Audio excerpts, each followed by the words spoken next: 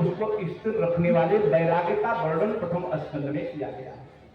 और प्रथम स्कंद में यह भी बताया गया है कि शिक्षा किसको देनी चाहिए, ये पहले स्कंद में बताया गया है।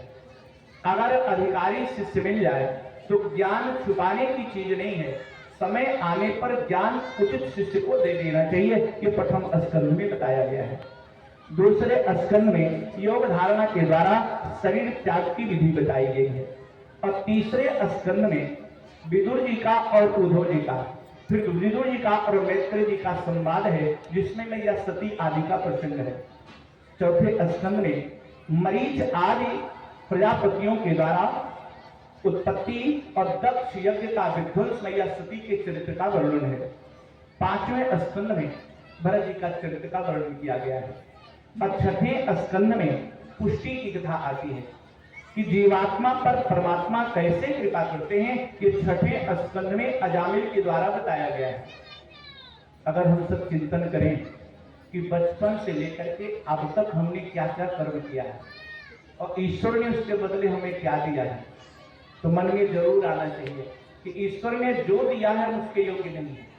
हमने जो जो कर्म किया है वो हम सब जानते हैं, हमने आपने जो कर्म किया है वो हम सब जानते हैं, और ईश्वर ने जो दिया उसे भी हम आप जानते हैं। और अगर उसका लेखा जोखा निकालो तो मन में जरूर आना चाहिए हम उस योग्य नहीं है जो हमें ईश्वर ने दिया है। मतलब जीवात्मा पे परमात्मा कैसे कृपा करते हैं, ये अजामिल के माध्यम से छठे स्कंद में बताया गया है। सातवें स्कंद में वासना की कथा है। वासना 3 प्रकार की है, सद्वासना, असद्वासना, मिश्र वासना। सप्तम स्कंद में भक्त प्रहलाद जी का चरित्र है। प्रहलाद जी की जो वासना है वो सद्वासना है, हमारी आपकी जो वासना है वो मिश्र वासना है। कभी सत मार्ग पर चलते हैं, कभी असत मार्ग पर चलते हैं। और हिरण्याकश्यप की जो वासना है वो असद वासना है। विचार करें उसे क्या क्या नहीं मिला, समय मिला, तपस्या किया, वरदान भी प्राप्त किया, लेकिन पूरा जीवन दूसरे को दुख देने में ही बिता दिया। तो वासना की चर्चा सप्तम स्कंद में है। और अष्टम स्कंद में वासना से दूर होने का उपाय गजेंद्र मोक्ष के द्वारा बताया गया है। और नवम स्कंद में सूर्यवंश और चंद्रवंश की कथा है। सूर्य भगवान बुद्धि के देवता है, चंद्रमा मन के देवता है। अगर बुद्धि खराब हो जाए, बुद्धि विकृत हो जाए, तो मर्यादा पुरुषोत्तम राम जी की कथा सुननी चाहिए। राम जी की कथा श्रवण करने से बुद्धि की शुद्धि होती है। और मन चंचल हो जाए तो मन की चंचलता को दूर करने के लिए लीला पुरुषोत्तम भगवान श्री कृष्ण की कथा सुननी चाहिए, जिससे मन की चंचलता समाप्त होती है। तो मन और बुद्धि दोनों की शुद्धि के लिए 9 स्कंद की चर्चा है। और 10वें स्कंद में भगवान श्री कृष्ण का पूरा जीवन चरित्र है। 11वें स्कंद में ब्राह्मणों के द्वारा यदुवंश को अभिशाप कैसे मिला, इस 11वें स्कंद में बताया गया। और 12वें स्कंद में भगवान श्री कृष्ण इस धराधाम को छोड़ करके गोलोक धाम कैसे गए, परीक्षित जी को दिव्य गति की प्राप्ति कैसे हुई। और 12 स्कंद की जो संक्षिप्त व्याख्या है ये 12वें स्कंद में बताया गया। और 12 स्कंद में 13 अध्याय है।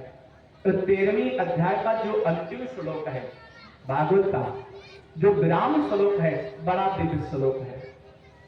अगर ये याद हो जाए इसको हमेशा चिंतन, कई बार आइए हम सब उसे पढ़ लेते हैं, बड़ा दिव्य श्लोक है। बार उसे हमने पढ़ लिया तो जान लीजिए कुछ न कुछ तो पाप कम ही हो जाएगा। प्रेम से वृंदावन जय, बड़ा दिव्य श्लोक है। कीर्तनम यस्य नाम संकीर्तनम यस्य सर्व सर्व पाप पाप प्रणाशनम प्रणाशनम प्रणामो प्रणामो दुख दुख शमनस्तम नमामि हरिम परम। बड़ा सुंदर श्लोक है। नाम संकीर्तनम यस्य सर्व पाप प्रणाशनम प्रणामो दुख शमनस्तम नमामि हरिम परम। जिन भगवान के नामों का संकीर्तन सारे पाप को नष्ट कर देता है।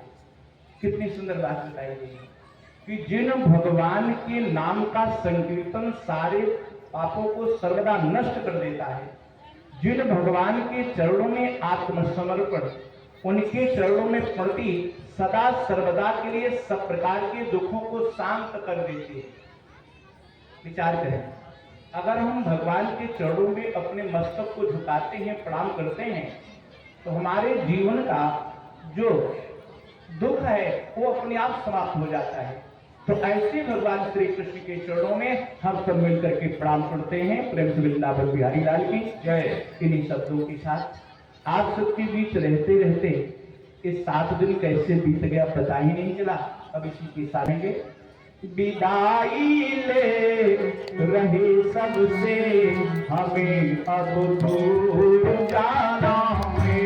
विदाई ले रहे सबसे हमें अब दूर जाना है। मिलेंगे फिर कभी आकर कि अवसर फिर से आना है। मिलेंगे फिर कभी आकर कि अवसर फिर से आना है। जानन का है भैया, यहाँ से कल पूर्णाहुति हवन है। हवन के बाद तो हमारे घर पर भी एक अनुष्ठान है जिसमें कुछ विप्र लोग घर पर आएंगे, इसलिए हमारे पास भी मजबूरी है। हवन के बाद हम सब गृह जनपद अयोध्या जाएंगे। इसके बाद 17 तारीख से फिर इस श्रीमद् भागवत कथा का आयोजन कुड़वार से उत्तर लिया गोमती को पार करके एक स्थान है नौगोमा, वहीं एक छोटा सा गांव है माधोपुर।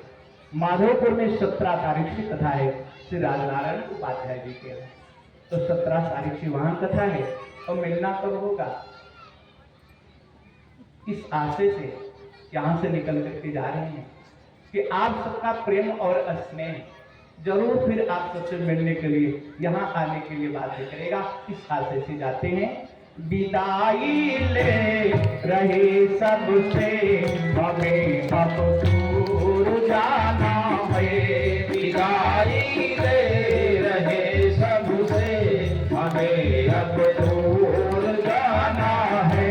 मिलेंगे फिर कभी आकर कि अवसर फिर से आना है। मिलेंगे फिर कभी आकर कि अवसर फिर से आना है। हमारे आपके द्वारे ये कुछ भागवत चर्चा, हमारे आपके द्वारे ये कुछ भागवत चर्चा किया स्वागत हम